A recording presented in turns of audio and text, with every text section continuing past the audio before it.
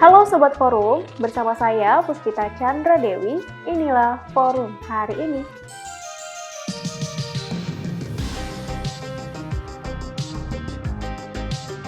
Sebelum kita masuk ke beritanya, jangan lupa like, subscribe, komen, dan nyalakan loncengnya. Sekarang, yuk kita ke beritanya. Berita pertama, penjabat Gubernur DKI Jakarta, Heru Budi Hartono, menegaskan bahwa rancangan Undang-Undang Daerah Kekhususan Jakarta atau RUU DKJ masih dalam pembahasan di DPR RI. Hal tersebut diungkapkan oleh Heru di Kamal Muara, Penjaringan Jakarta Utara pada Senin 18 Maret 2024. Heru menjelaskan penghapusan status ibu kota di Jakarta masih harus melewati proses panjang. Sebab, kata dia, meski RUU DKJ telah disahkan, Presiden Joko Widodo masih perlu menerbitkan keputusan Presiden. Baru setelah itu, ibu kota resmi pindah ke Ibu Kota Negara atau IKN Nusantara di Kalimantan. Sebelumnya, Panja DPR dan pemerintah kembali menggelar rapat RUU DKJ di Gedung Nusantara 1 Senayan, Jakarta Pusat pada Jumat 15 Maret. Dalam rapat tersebut, Sekretaris Jenderal Kementerian Dalam Negeri Suhadjar Diantoro mengungkapkan kekhususan yang didapat Jakarta saat tidak lagi menjadi ibu kota negara. Suhadjar memaparkan Jakarta memiliki dua kekhususan di bidang pemerintah dan kelembagaan. Kata dia, urusan mengenai pemerintah tertuang dalam Daftar Inventarisasi Masalah atau DIM RUU DKJ.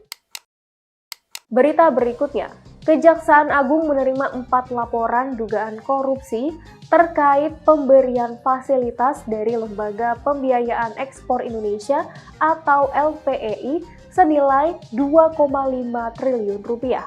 Laporan itu diserahkan langsung oleh Menteri Keuangan Sri Mulyani kepada Jaksa Agung Sanitiar Burhanuddin dalam kunjungannya di Gedung Utama Kejagung, Jakarta pada Senin 18 Maret 2024. Burhanuddin menjelaskan, kasus korupsi ini didapati dari hasil pemeriksaan yang dilakukan oleh BPKP, Itjen Kementerian Keuangan, dan juga Jaksa Agung Muda Bidang Tata Usaha Negara atau Jamdatun.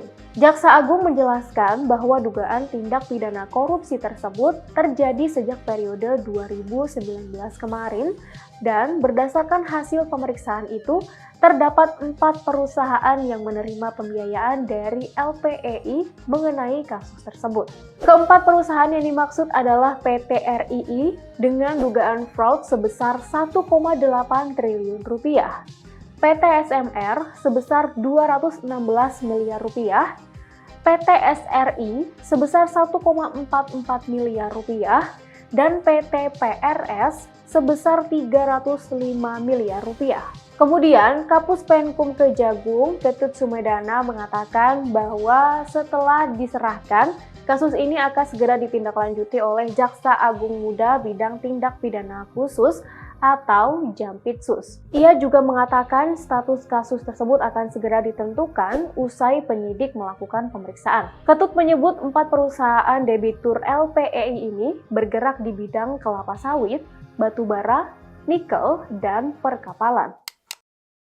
Berita terakhir, Komisioner KPU RI Agus Melas mengatakan bahwa pihaknya akan melaksanakan rapat dengar pendapat atau RDP dengan Komisi 2 DPR RI pada 25 Maret 2024. Rapat tersebut akan dilakukan setelah tahap pelaksanaan rekapitulasi nasional rampung. Hal tersebut diungkapkan oleh Melas di kantor KPU RI, Menteng, Jakarta Pusat pada Senin 18 Maret 2024. Melas mengungkapkan bahwa rapat tersebut sempat diagendakan pada 21 Maret 2024. Tetapi diundur dikarenakan penghitungan suara belum keluar.